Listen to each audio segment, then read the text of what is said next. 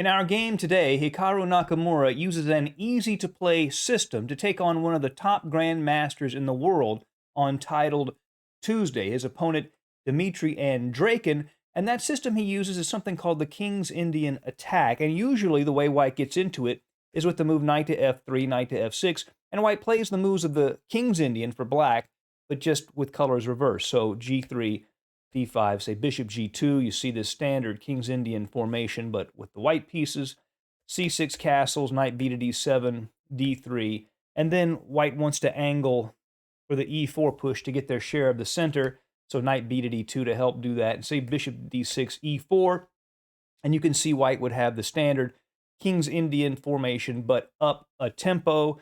If Black plays a natural move like d4, White is probably already better. After knight c4, gains a tempo against the bishop.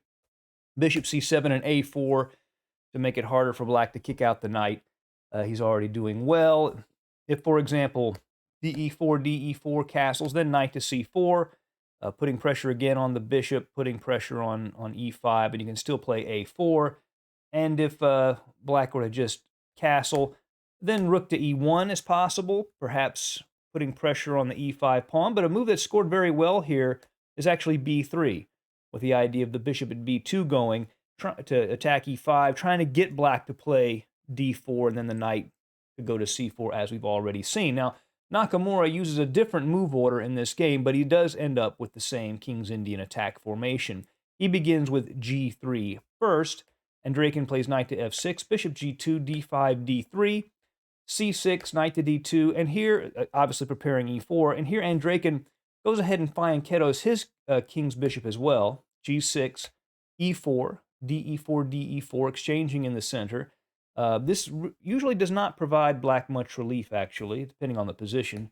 Bishop g7, knight g to f3, and we see Nakamura has played the standard King's Indian attack formation, just in a little bit different move order. Castles, castles. And now Andreikin plays knight to a6. His idea is he wants to play the knight to c5 and hit that pawn on e4. Now Hikaru plays a very strong move, a move the computers like and that has scored well in competition. He just gains the space with the tempo, e5, gaining space and attacking the knight on f6. So a strong move by Hikaru. You know, and he's played this twice before, this move e5. That's one of the advantages of playing a system opening, is you see themes repeat over and over again, and you get to know the intricacies of the opening. Knight to d5, a3 from Hikaru to keep the knights out of b4, particularly after he plays c4, which he would like to do. Bishop to f5 from Andreikin, rook to e1, adding to the defense of the e-pawn. Queen to c7, putting some pressure on the e-pawn, but it's sufficiently defended. At the moment, knight to b3, basically this keeps this knight on a6 out of c5, and he would actually like to play the knight to d4, hitting the bishop at f5, and maybe even f4, gaining space on the king's side later. Rook a to d8. Black places his rook opposite the white queen, so the queen goes to e2. Now, queen to b6. This does put some pressure down this diagonal, aiming at the king. Some pressure on b2. However, probably the better move was c5 to keep a knight out of this d4 square.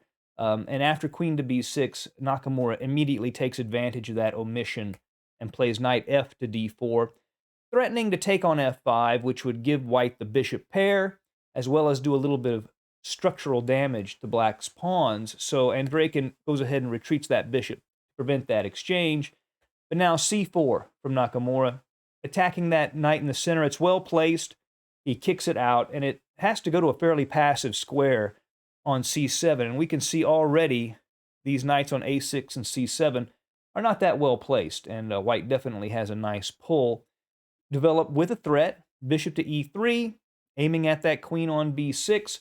And now Andreikin plays c5, but it's not as strong now as it was earlier because the knight's already on d4, which means Nakamura can advance that knight right into b5, a strong square for White. If Black were to take that knight, then pawn takes knight, knight c7, bishop takes c5, hits the queen, and also creates some threats against the a7 pawn. If queen takes b5, take the queen, knight takes, and actually bishop e7, and you would attack the rooks with the bishop and win big material. So instead, Andreikin grabs that pawn that's hanging in the middle of the board.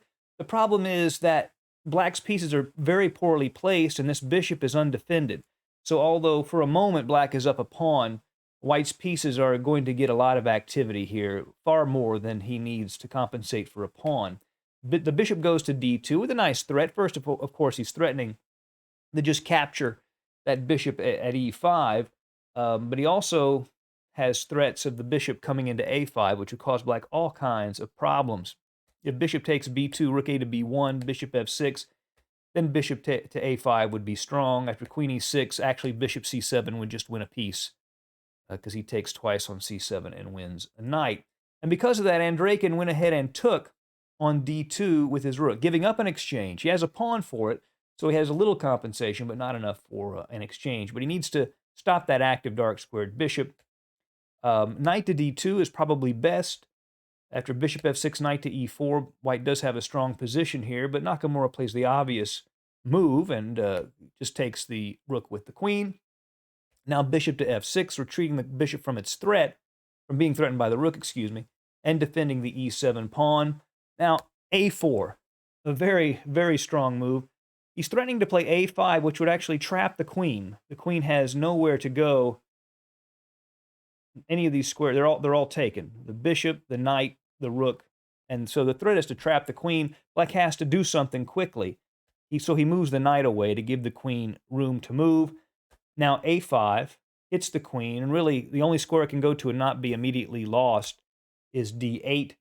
But now queen takes d8, rook d8, knight takes a7. So white's getting a bit of material here. He gets that pawn back that he had lost.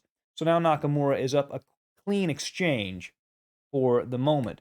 Knight e to c7, clearing the way for the bishop to go to e6 and target this vulnerable c4 pawn. But Hikaru plays rook a to d1. Not only is he offering a trade of rooks when he's up material, but he's also challenging the one open file in the position. Rook takes d1, and bishop to e6, going after this c4 pawn. And bishop takes b7 from Hikaru, and Andreikin takes on c4. Now this endgame for black, what he has the bishop pair. And what he needs to do is use that bishop pair to help exchange off as many pawns as possible to reduce white's winning chances and to see if he can hold off Nakamura's position here. Nakamura plays knight to d2, hits that bishop. The bishop goes to e2, attacks the rook goes to e1. Now the bishop goes back to d3, rook e3, and c4. So Andreikin sort of screws that bishop into that d3 square. Knight to b5. If knight takes b5, bishop to a6, this was black's idea, but this actually doesn't really change much in the position. Bishop takes b2 is played instead, and you can see what Andreikin is trying to do. He's trying to use this c-pawn, perhaps to win some material, because this pawn is very dangerous, particularly escorted by the bishop at b2 and d3. So Nakamura has to use his extra material, but contain Andreikin's counterplay. Knight takes c7, knight takes c7, and rook takes e7. So the question is, very simply, can Nakamura stop this pawn from advancing to the c1 square, being up in exchange? So c3, the pawn moves with a gain of tempo, attacking the knight on d2. And now Nakamura goes ahead and takes the knight on c7. But that's a little tricky because now pawn takes knight, and we can see this pawn is one square away from queening, and the rook cannot stop it. It can't go behind it because the bishop would block, and it cannot go to c1 because that square is controlled twice by the bishop and the pawn. So he has to play this move, bishop to f3. This bishop controls the queening square, and Andreikin is going to have to try to distract that bishop. King to g7, bishop to d1, just planting that square right on the block, that bishop right on the blockading square to keep the pawn from moving up. Bishop to e4, a strong idea from Andreikin. Obviously, it controls the queening square for white, but he has a very interesting idea to challenge this bishop on d1 that we'll see here in a second. a6, Nakamura advances. Now g5. What Andreikin is trying to do, he wants to play the pawn to g4, then the bishop to f3 to trade off that d1 bishop and clear the way for the pawn to advance. Nakamura continues with a7. Now g4, and rook to c8, controlling this queening square. But Andreikin plays bishop to f3. And now it looks like Nakamura may be in a little trouble, because if those bishops come off, how does he stop the pawn from advancing? Well, after bishop f3, gf3, it's actually easier than all of that. Rook to d8. He just plays the rook behind the pawn, and now there is nothing that Black can do to keep him from capturing that pawn. And Andreikin made one last move, bishop d4, interfering, but it doesn't matter after rook d4. The game is over. So it got a little sharp there, but we saw Nakamura beat a very strong player with a simple opening system, the King's Indian attack. I hope you enjoyed the game. See you again soon at Chess Dog. Goodbye.